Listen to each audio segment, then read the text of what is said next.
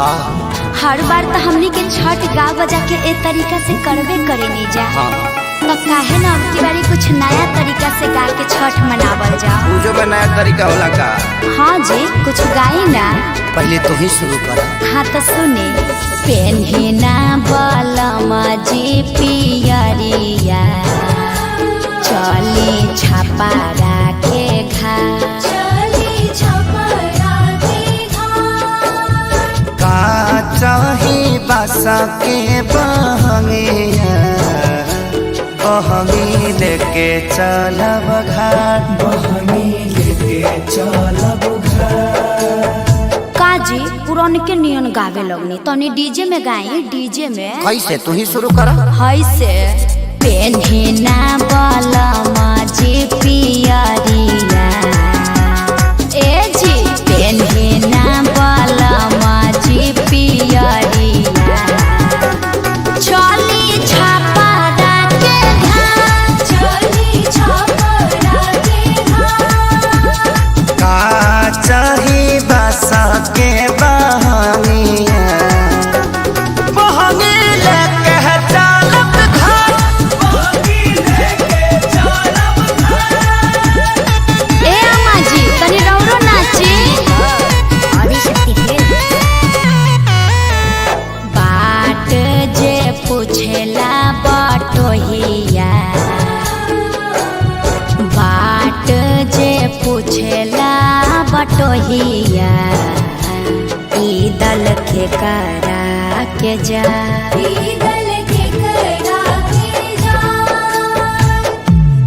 तू तया धरा हवे रे बटोहिया, तू तया धरा होइबे रे बटोहिया।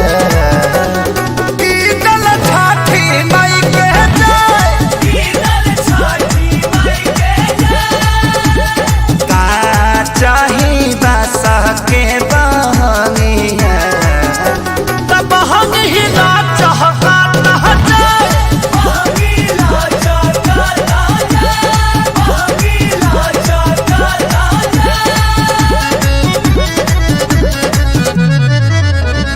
करी न सासु आमा जी तैयारिया, अर्घ के बेरा बीतल जा,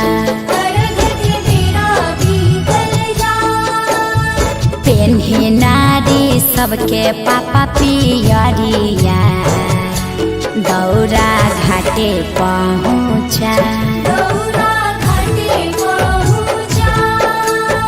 मम्मी हम तली थथी घाट पलाका छोले। अरे तू का करे जइबो? पराका फोड़ के हमार सारी जरइबो, मरब एक थप। छठी घाटे करबे डरामा, ओही जा हो जाई बाबा, ओही जा हो जाई बाबा। यार पापा से बोल, मम्मी मारने की धमकी दे रही है। पापा साफा आतंकवादी हो का? काहे लइकवा के डरोले बड़वा? अरे ना जी, बबुआ पर चटक न जान चलाई है, दिहल हा छठी माई के लाल, दिहल हा छठी माई के लाल। अच्छा ठीक बा, ना मारब, ई तो हमरो पता बाजी। कीर पावन ह छठी मैया, खुश रहो नैहर ससुराल, खुश रहो आंगना दुआर, खेसारी पवन बले रही प्यार। हे छठी मैया, तनी कश्यप जी पर ध्यान देत रही ह, विवाद से बचई ह।